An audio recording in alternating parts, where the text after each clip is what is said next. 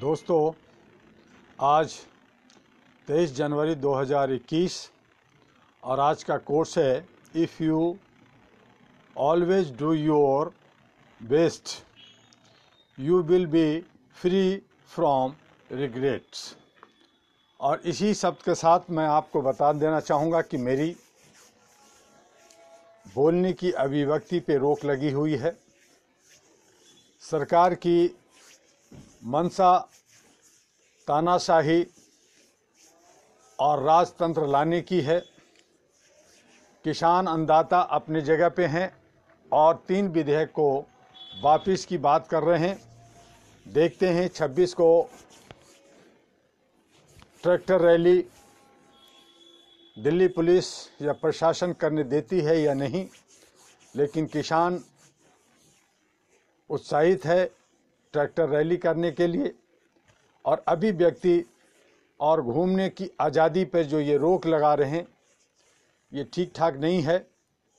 इधर उधर दूसरे राज्यों में जाकर करके अपनी सत्ता बचाने और कुर्सी को बचाने और अपनी बल को बढ़ाने में लगे हुए हैं। एन कैन प्रकांड तरीके से यही सब कुछ चल रहा है। इसलिए मैं जो मेरे पे रोक लगी है या बाकी सभी संगठनों जो बोलने वाले लोग हैं, जो समाज की देश हित में राष्ट्र हित में काम करना है, उन पे तरह तरह के अंकुश लगा दिए गए हैं। सोशल मीडिया पे भी बहुत सारी पाबंदियां लगा दी गई है। उस सूरत में आपसे लगातार मेरी बातचीत नहीं हो रही है। मैं एक पीस कीपिंग मानवाधिकार का कार्यकर्ता होने की हैसियत से भारत के नागरिक में मानवीय मूल्यों को प्रतिष्ठापित करने के लिए, इंसानी हुकूक ह्यूमैनिटी को काम करने के लिए काम कर रहे हैं। और हमारे तमाम साथी बिना किसी जात पात, बिना किसी ऊंच नीच, बिना किसी भेदभाव के हम लोग एक अच्छा सा वातावरण बनाना चाहते हैं। लेकिन सदियों से हमारे पूर्वज गुलामी में रहे हैं और उसी गुलामी का जो असर है कि आज भी हम लोग को सही और गलत की पहचान नहीं हो पाई है। और जो अंधभक्त हैं, जो मौकापरस्त हैं, जो दलाल हैं, जो बिचौलिया हैं, वो हमारे ऊपर हावी होते हैं और इन किन प्रकार तरीके से वो हमारे ऊपर शासन करते हैं और हम उसके भुक्तभोगी बनते रहते हैं। जहाँ पे लोग मूल निवासी दंडित शोषित लोग अपनी बड़ी संख्या दिखाने की बात करते हैं, लेकिन वो सभी के सभी चंद लोगों के चंगुल में फंसे हुए गुलामी के जंग में जकड़े हुए हैं। और वो एका नहीं बन पाता, चूँकि वो टुकड़े टुकड़े होते हैं। और उसी को ये आज टुकड़े टुकड़े गैंग का नाम दे दिया गया है। आपके बीच में फोड़ो तोड़ो और शासन करो की नीतियाँ बना दी गई है और आप आगे नहीं बढ़ पा रहे हैं। आपने अपनी ईगो और इनकी चापलूसी, इनकी चालाकियों की वजह से आपने 5000 से ज़्यादा पार्टियों में विभक्त हैं। 42 लाख से ज़्यादा स्वयंसेवी संगठन NGO में विभक्त हैं, बटे हुए हैं। आप एका होना नहीं चाहते और वो एका आपको होने नहीं देता। और इसी कड़ी में आप जो आपकी मंशा होती है कि सुशासन हो, आप चाहते हैं कि शांति और सद्भावना हो, आप चाहते हैं कि एका हो और भारत का निर्माण हो, भारत विकसित हो, तो वे जो विदेशी मूल्य के लोग जो आपके बीच में रहते हैं, उनके जो गुलाम, उनके जो नौकर, उनके जो नाजायज औलाद आपके बीच में बांट कर करके अपना उल्लू सीधा करते रहते हैं और आप और हम बेवकूफ़ बनते रहते हैं और उसी बेवकूफ़ी के तहत चीखते चिल्लाते रहते हैं। तो ये जो है आपको और हमें सबको समझना होगा और अपनी तमाम पीछे और आगे की चीज़ों को छोड़ कर करके लामबद्ध होना होगा, जुड़ना होगा। जब तक आप जुड़ेंगे नहीं, जब तक एक दूसरे पे, अपने भाइयों पे विश्वास नहीं करेंगे, जब तक सच्चाई को नहीं समझेंगे, आप जो है हमेशा जैसे पहले गुलाम थे आगे भी गुलाम बने रहेंगे। तो मेरे दोस्तों, मैं ज़्यादा इस पे नहीं कह सकता, क्योंकि हमारे ऊपर भी बंदिशें हो रही हैं, हमारे ऊपर भी रोक हो रहा है। हमारे कहने के तो बहुत सारे लोग हैं, लेकिन मुसीबत में कोई साथ देने के लिए खड़ा नहीं होता। सभी को सिर्फ ह्यूमन राइट्स के कार्ड चाहिए, उनको जो है टोल टैक्स में फ्री चाहिए, बाकी फ़ायदे चाहिए, दादागिरी चाहिए, लेकिन समाज के लिए, देश हित के लिए कोई आगे बढ़ कर के काम नहीं करना चाहता। और सरकार और जो लोग हैं वो यही चाहते हैं कि आप बढ़े रहें, आप दुनिया भर के केसेज में उलझे रहें और एक दूसरे के दुश्मन बने रहें और गरीब रहें, मजबूर रहें।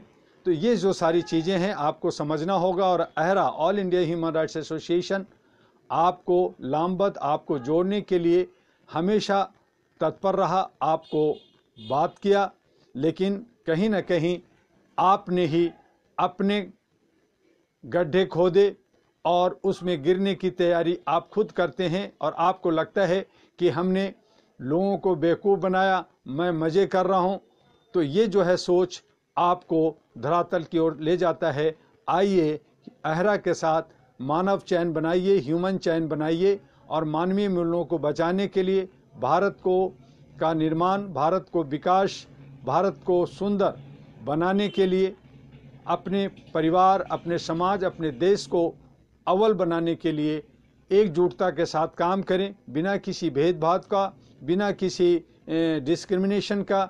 तो इस तरह से जो जात पात, ऊंच नीच, धर्म, मजहब और समुदाय में जो हम बटे हैं, उससे बाहर निकल करके मानवीय मूल्यों के लिए सोचिए, तभी आपका विकास होगा। और नहीं तो तुष्टीकरण के लिए, थोड़े से फ़ायदे के लिए जो आप सोच रहे हैं कि मैं उससे बदला लूँगा, मैं उससे वो उसको नीचे गिराऊंगा, तो इस तरह की नीतियों से आप उनके ही जाल में फंस रहे हैं। तो आइए हम आप फिर से आज हम आपको भ्रष्टाचार व मानवाधिकार, जिसमें हमने कहा था कि ठेकेदार भी अपनी जिम्मेदारी महसूस करें, तभी हमारे देश से और समाज के बीच से भ्रष्टाचार ख़त्म हो सकता है। क्योंकि भ्रष्टाचार की जो जड़ें हैं वो नीचे से लेकर ऊपर तक इतनी गहरी हो गई है, इतने फैल गए हैं कि इसको ख़त्म करना नामुमकिन सा हो गया है। लेकिन अगर सुशासन, अगर हमारे पढ़े लिखे लोग, समझदार लोग, अगर सही जनप्रतिनिधि अगर पार्लियामेंट में जाएं, कानून इस तरह का सख्त बने, तो ये सारे भ्रष्टाचार ख़त्म हो सकता है। हमारे यहाँ सरकारी या निजी दोनों क्षेत्र में ठेकेदारों के माध्यम से कार्य करवाया जाता है।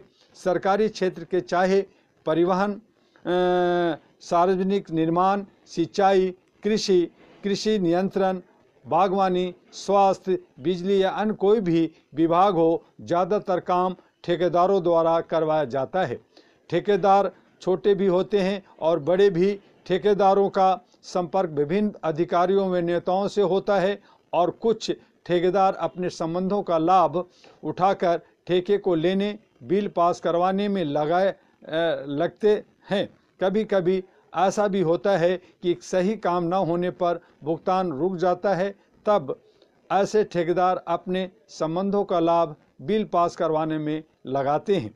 ठेकेदारों की मिलीभगत से तमाम अधिकारी कामों की गुणवत्ता से समझौता कर लेते हैं। ऐसे में जिस सड़क को कई वर्ष चलना चाहिए वह कई महीने में ही खराब हो जाती है। कई जगहों पर पगडंडियों पर डाली गई मिट्टी नाम मात्र की होती है। ऐसी तरीके से सीवर लाइन बिछाने के काम करने में भी ठेकेदार गुणवत्ता का ध्यान नहीं रखते और वे मिलीभगत से बिल भी पास करवा लेते हैं। ऐसी स्थिति में ठेकेदारों पर लगाम कसना जरूरी है। बेहतर तो यह होगा कि सरकार स्वयं मजदूरों की भर्ती करे और उन्हीं से कार्य करवाए। ठेकेदारी पर काम करवाने में कभी कभी कामों में गुणवत्ता नहीं आ पाती। वैसे तो हर काम सरकार अपने मजदूरों से नहीं करवा सकती, उसे ठेकेदारों का सहारा लेना ही पड़ेगा। ऐसे में ठेकेदारों पर निगाह रखने के लिए भी सरकार को विशेष ध्यान देना चाहिए। जिस विभाग के कार्य ठेकेदार करते हैं, कार्य पूरा होने पर उसकी गुणवत्ता की जांच अन्य एजेंसियों द्वारा व स्वयंसेवी संगठनों द्वारा करवाया जाना चाहिए।